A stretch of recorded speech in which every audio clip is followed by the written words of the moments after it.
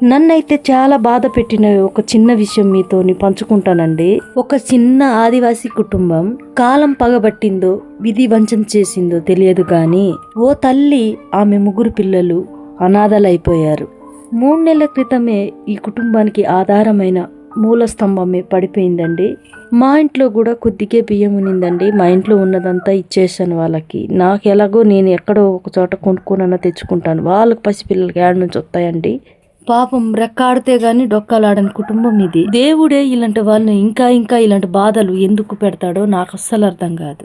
చూడండి, ఈ పిల్లల్ని తన నాన్న తనతో లేడు అన్న విషయం కూడా ఆ పిల్లలకు అర్థం కాదండి. చిన్న పిల్లలు కదా, ఏం జరుగుతుందో కూడా తెలియదు. 3 పిల్లలు.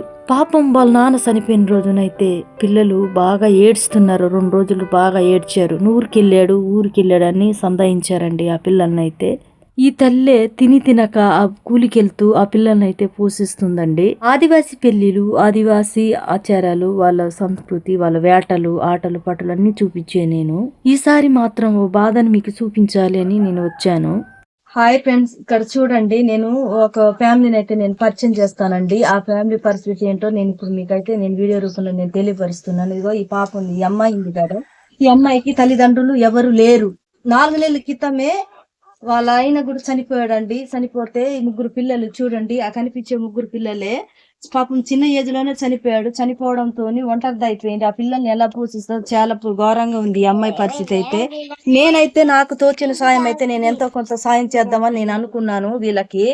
ఆ చిన్న పిల్లల్ని మరి తల్లి ఏ విధంగా పెంచుతుంది, ఏ విధంగా పోషిస్తుంది, ఎలాగో వాళ్ళ చదువు అంతా అందచేయాలి. కానీ ఎలా చేస్తుందో ఏమో అది దేవుడికే తెలియాలి. తల్లిదండ్రుల దగ్గరికి వెళ్ళి ఉందామంటే తల్లిదండ్రులు కూడా ఈ అమ్మాయికి లేరండి. బయటకు వెళ్ళి తెచ్చి సంపాదించే భర్తే లేకపోతే ఇల్లంతా ఎలా ఉంటుందో మనకు అందరికీ తెలిసిందే. నిజానికి చెప్పాలంటే ఆ చిన్నాన్ని చూస్తే చాలా బాధగా ఉంది.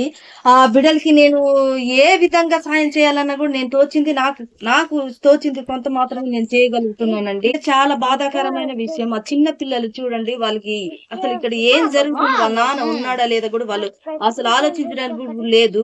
అలాంటి పరిస్థితి మధ్యలో వాళ్ళ ఆయన అయితే చిన్న ఏజ్ లోనే చనిపోవడం జరిగింది. ఇల్లు కూడా మీకు చూపించాను కదా, ఇల్లు కూడా కురుస్తుందండి. వాన వస్తే కురుస్తుంది. ఇదిగో చూసారా, రాత్రి వర్షం పడ్డది కదా, అక్కడక్కడ పాత్రలు అయితే పెట్టారు. ఎందుకంటే పైన నుంచి బాగా కురుస్తుందండి ఇల్లు కూడా. కనీసం ఇల్లు తాటాకులతో కప్పించడానికి కూడా ఎలాంటి సాయం లేదండి ఈ అమ్మాయికి అయితే. చూడండి, నట్టింట్లో ఆకాశం ఎట్లా కనిపిస్తుందో పైన. ఈ వీళ్ళ పరిస్థితి అయితే చాలా ఘోరము. నిజంగా చెప్పాలంటే చాలా బాధాకరమైన విషయమే. కానీ నాకు తోచిన సాయం అయితే నేను ఎంతో కొంత చేస్తున్నాను. ఆ పిల్లల్ని చూస్తే మనసు కలిసి వేస్తుంది నిజంగా చెప్పాలంటే. ఇప్పుడు ఆ పిల్లలకి బంగారు భవిష్యత్తు అందించాలన్నా వాళ్ళ నాన్న ఉంటే ఏదో ఒకటి చేసి చదివించడం, పిల్లలకి ఎక్కడెక్కడో బయట ఊరికి ఏదో తనకు తెలిసిన పని ఏదో ఒకటి చేసి అయినా పోషించేటోడు. ఇప్పుడు ఆడమని ఒకటే కదా, ఎక్కడ పోయి ఏం తెచ్చుకొని పోషిస్తుంది, ఎలా చదివిస్తుంది, కానీ అర్థం అవ్వట్లేదు. ఏదో నాకు తోచిన సాయం అయితే నేను వీళ్ళకి అందజేస్తున్నానండి. నా వీడియో ఎక్కడెక్కడ దాకైతే వెళ్తుందో కానీ నాకైతే తెలియదు, కానీ నాకు తోచిన సాయం వీళ్ళకి చేయాలనుకున్నా. మా ఊరేనండి వీళ్ళది. రీసెంట్ గా వాళ్ళ ఆయన చనిపోయి 4 నెలలు 3 నెలలు అవుతుంది అంతే. వేలకించి నీ పరిస్థితి అలా అది ఆ దేవుడు మరి వేలకించి భారీ చూడండి, అమ్మ ఏడుస్తుంది. కానీ ఏం చేయాలి ఫ్రెండ్స్, ఇలాగా సిచ్యువేషన్ ఈ రీతిగా ఉంది. ఇంత ఘోరం రాకూడదు అసలు. ఆ 3 పిల్లల్ని చూస్తే మనసు కలిసి వేస్తుంది. ఏం చేసి ఎక్కడి నుంచి తెచ్చి ఎలా ఇప్పుడున్న రోజుల్లో పిల్లల్ని చదివించాలి, పోషించాలంటే చాలా కష్టం కదా. చూసారు కదా, గోడలు లేదు, ఏం లేదు. ఇది కూడా వాళ్ళ సొంత ఇల్లు కాదండి, వేరే వాళ్ళ ఇంట్లో తల దాచుకొని ఉన్నారు.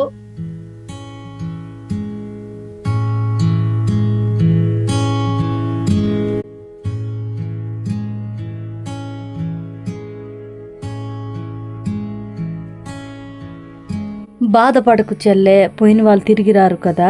ఉన్న 3 పిల్లల కోసం చాలా ధైర్యంగా ఉండాలి. అలా నేను కొద్దిసేపు అయితే ఓదార్చానండి. నేను ఎంతసేపు ఓదార్చిన బాధనైతే నేను తీయలేను కదా. మరోసారి నాకు యూట్యూబ్ నుంచి అమౌంట్ పడగానే వాళ్ళ పిల్లలకి బట్టలు ఏమైనా కొనిద్దామని నేను చూస్తున్నాను. వారం రోజుల క్రితం అయితే ఫుల్లుగా జ్వరంతో ఉందండి, టైఫాయిడ్ జ్వరం వచ్చేసి. అసలు అది చూసి అయితే నాకు చాలా బాధ కలిగింది. అది చూసి నేను ఇవన్నీ కనీసం ఇవన్నా నేను అందచేయాలి కదా, నేను అందచేయకపోతే నేనేం మనిషిని అనుకున్నాను. నేనైతే చిన్న పిల్లలు, చాలా భవిష్యత్తు ఉంది. తండ్రి ఎక్కడికి వెళ్ళాడో కూడా తెలియదు వీళ్ళకి. అడవిలోని జంతువుల పిల్లలు ఎంత చిన్నవైనా బ్రతకగలవండి. అక్కడ ప్రకృతి సహకరిస్తుంది వాటికి.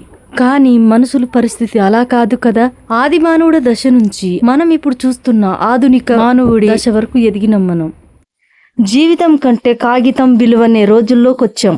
ఈ అమ్మాయి వయసు అయితే చాలా చిన్నదండి. నాకు తోచింది చిన్న సాయం అయితే చేశాను. ఒక 4 మాటలు ధైర్యం చెప్పాను. ఉరుకుల పరుగుల జీవితంలో సాటి మనిషినే మర్చిపోతున్నామండి మనం. సాయం చేయకపోయినా పర్వాలేదు, ఎలా ఉన్నారు, బాగున్నారని ఒక మాట పలకరించండి. కొంతమందికి అయితే అదే 10,000 అండి. 3 చిన్న పిల్లలేనండి, గవర్నమెంట్ స్కూల్లోనే చదువుతున్నారు. తల్లి ఎక్కడి నుంచి తెస్తుంది, ఎలా పోషిస్తుంది పిల్లలకి? చెప్పాను కదా, చాలా మంది ఆదివాసీ పిల్లలకైతే రేషన్ కార్డులు, ఆధార్ కార్డులు లేవని. దురదృష్టం ఏంటంటే ఈ పిల్లల తండ్రి రేషన్ కార్డు కూడా చేయించుకోకుండా చనిపోయిండండి. ఒక పేద కుటుంబం బ్రతకాలి అంటే రేషన్ కార్డు ఎంత అవసరమో మీకు తెలుసు కదా. ఎవరన్నా రేషన్ బియ్యం తెచ్చుకుంటే వాళ్ళ దగ్గర డబ్బులు ఇచ్చి కొనుక్కొని తింటున్నారట. కొన్ని ఆదివాసీ గ్రామాలైనా ఆదివాసీ కుటుంబాలైనా అభివృద్ధికి ఆమడ దూరంలోనే ఉన్నాయండి. నేనైతే ఎవరిని సాయం చేయండి వీళ్ళకని చెప్పి నేను అడగనండి. అసలు అడగదలుచుకోలేను. ఎందుకంటే నాకు బాధ కలిగి నేను నా వంతు సాయం కొద్దిగా చేస్తూ నేను చిన్న వీడియో అయితే నేను తీసానండి. గత రాత్రి అయితే నేను ఒక సంతకైతే వెళ్ళానండి. ఆ సంతలో అయితే నేను ఈ సామాన్లన్నీ కొనుక్కొచ్చుకున్నాను.